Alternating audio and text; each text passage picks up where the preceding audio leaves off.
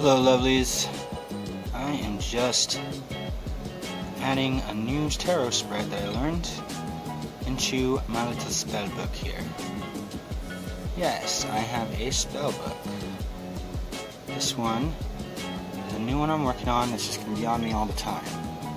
So only the good stuff is getting put in here. I got this from my friend Eric, this book. It's a cute little leather bound. It's got aged paper because it's been sitting around for a while. So it looks really cool with the spells in it and whatnot. And one part about Magick I don't think is emphasized enough because of a misunderstanding is aesthetics are important. Now, not superficially of course, but ultimately yeah. See, that's the thing about Magick. It is and it isn't, and then it's both.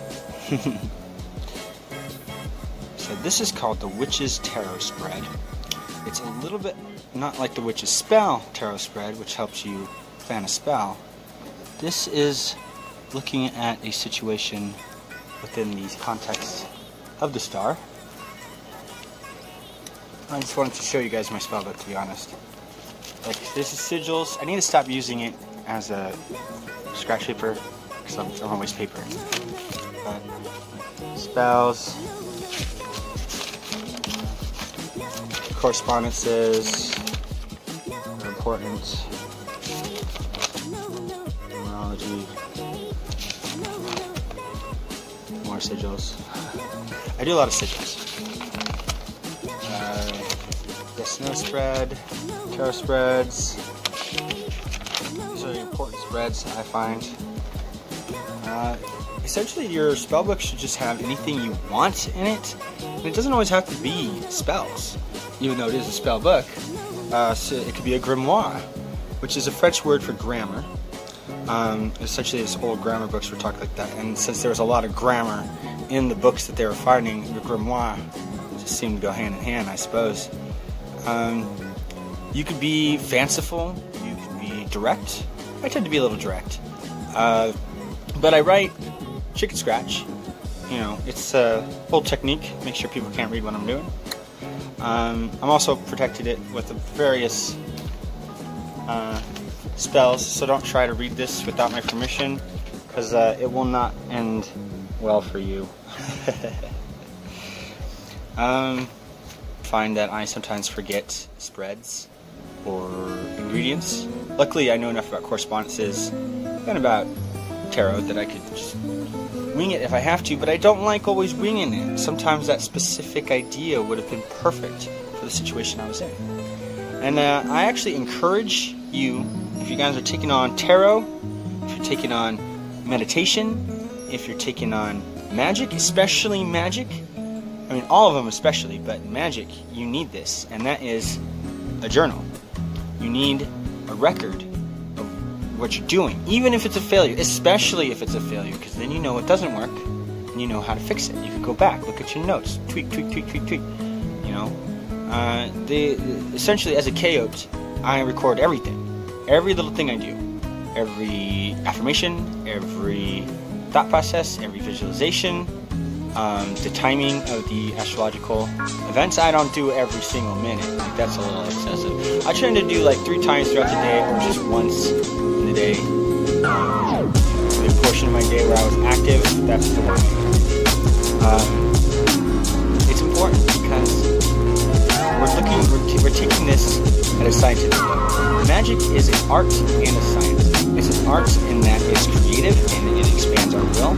It is a science in that we are observing events, taking note of them, we are forming hypotheses, experiments, and we are coming up with results.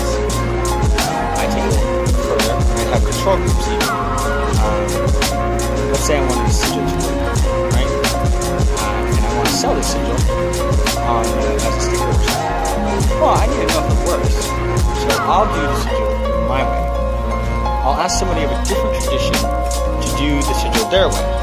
And then I'll ask somebody who's completely a layman, who's completely just like a nomad, normie, mundane motherfucker, right?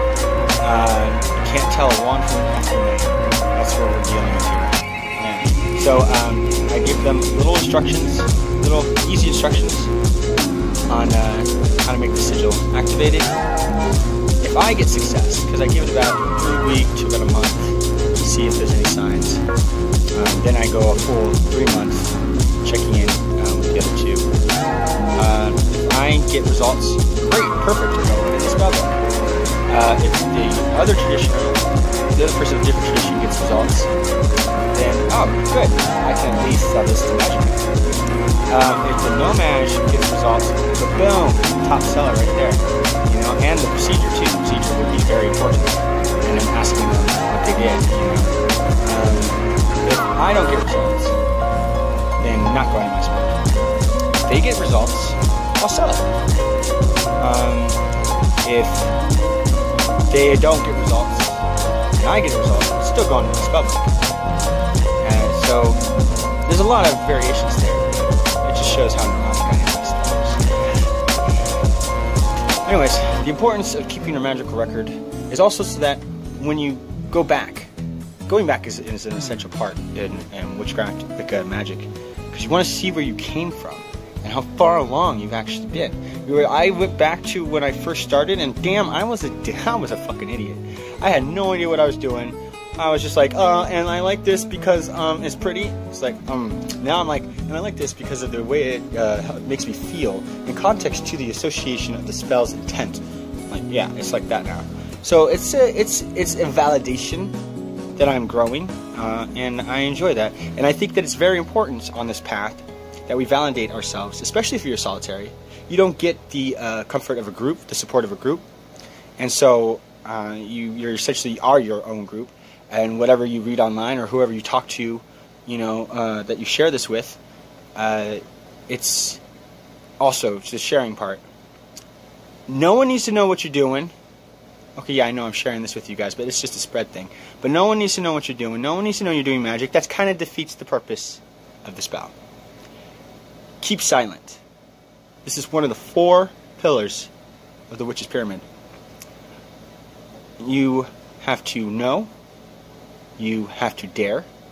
You have to will. And you have to keep silent. Don't bring attention to it. 2 reasons. If you want to look at it as a psychological thing, and the magic is a psychological thing, their doubt is causing doubt in you. And you keep calling it back from your subconscious, and you are now lusting for results. The lust for results cancels the spell. Remember that. Beginners always forget that. And then the second thing, if you want to look at it like energy, you just casted that energy out into the universe. It's going and doing its thing. Every time you talk about it, you're pulling attention to it and drawing energy back from it. Until eventually it's just not there no more. And eventually your subconscious ain't going to care no more. It's the way it is. So don't talk about it. Not until you get results. And even then, I'd wait a couple weeks. Alright. Back to this. And as always, lovelies, may the wheel turn in your favor.